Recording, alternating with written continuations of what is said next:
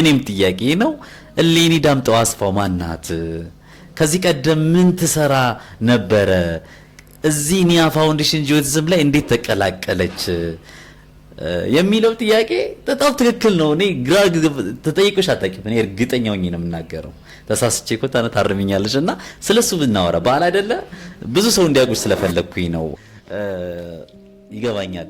መጠየቅ አልነበረብኝ ወንጀለኛው እንጂ አይዞሽ ልይ በጣም ነው የምወድሽ። እናቴ ትሙት በዚህ አጋጣሚ በጣም ነው እኔ የሆነ ነገር አያቀርባሽ ለአካል ጉዳተኞች ድምጽ በመሆን ትችላላችሁ የሚለውን ሐሳብ እየገነባ ስለሚገኝ መጽሐፍ የሚያስመርቅ ሰው ይኖራል። የምናቀርብላችሁ ሰርፕራይዝ ይኖረናል። አንድ ፍየል በጊሁን ፍየል አላቅም ሶሻል ሚዲያ ላይ ታማለች ተብላ አይሲሲ ገብታ ነበር። ይሄን ታውቂዋለሽ? ታማለች ተብላ አይሲሲ ገብታ ነበር። ግጥም ብቻ አይደለም ፍቅር፣ ተስፋ፣ እምነት 5 መጣጥፍ 50 ግጥሞች በውስጡ ይዟል። ተኝተን ስነቃ በእምነት ነገ የሆነ ቦታ እደርሳለሁ ስል በተስፋ ፍቅር ደግሞ ቤተሰቦቻችን ማህበረሰብ አለ። የፍቅር ቀለማት አለ።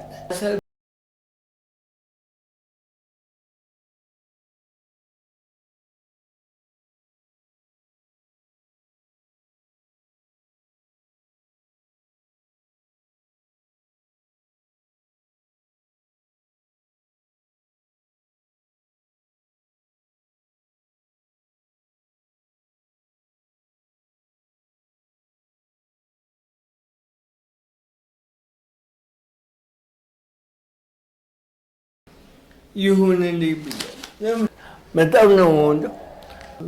ትወደድ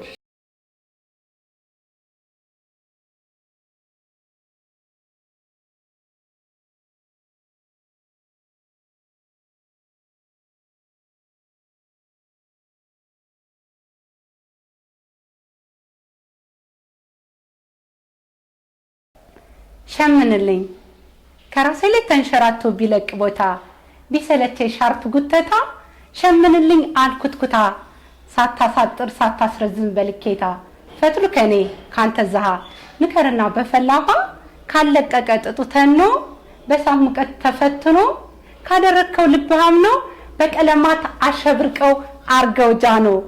አመሰግናለሁ። በረውን ነገር ስንመለከት እናቶች በሰንሰለት እየታሰሩ ልጆቻቸው እያዘሏቸው ሲወስዷቸው ፎቶግራፍ ለምሳሌ ከባህር ዳር ልጁን ይዞ ንብረቱን ዛትቶ ቀይ በቃ በሙሉ ልጄን መለወጥ አለብኝ ብሎ ትቶ መጣ አዲስ አበባ።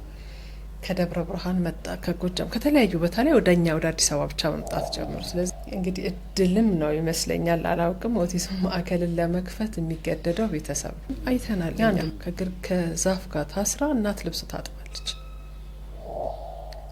እውነት ስራ ይዛሉ ወይ? እውነትስ ይቀጠራሉ ወይ? ይህንን የሚደፍር የተለያዩ አገልግሎት ሰጪ ተቋማቶች አሉ ወይ?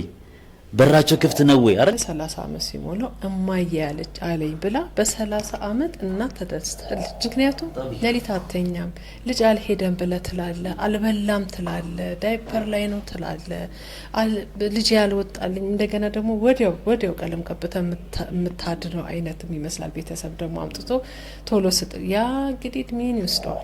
ከ3 ወር በኋላ ከካናዳ የምትመጣ እንግዳለችን ልጇን ይዛ ለ3 ወር እናንተ ጋር ኢትዮጵያ ሄጄ ላሰልጥን ብላ ምትመጣለች። ዞሮ ግን እቺ የታችን ትንሽ የዋን ነገር ወርውራልናለችና ይሄንን ነገር ማበርከት መቻል አለብኝ። ዳግማ ትንሳኤ ነው። እንኳን አደረሳችሁ። ይሄንን ላንቺ ማስረከብ አለብኝ። እሱን ለራስሽ ታደርጊያለሽ ማለት ነው። ግራውንድ ፕላስ 6 ሆኖ 2 ሚዛን ያለው ስኬለተኑ አልቋል። ኢትዮ ቴሌኮም በጣም ትልቅ አማራጭ አምጥቶልን ሰው ሼር እና ሰብስክራይብ ብቻ ስላደረገ 30 ብር ሰብስክራይብ ያደርጋል፣ ሼር ከሆነ 10 ብር ያደርጋል፣ ፎሎ ካደረገ ምንም ሳንቲም ከነሱ ሳይከፍል። እዚህ አጋጣሚ ግን እቺ ሰብስክራይብ ምናምን የምትባለዋ ነገር በጣም ቀላልች።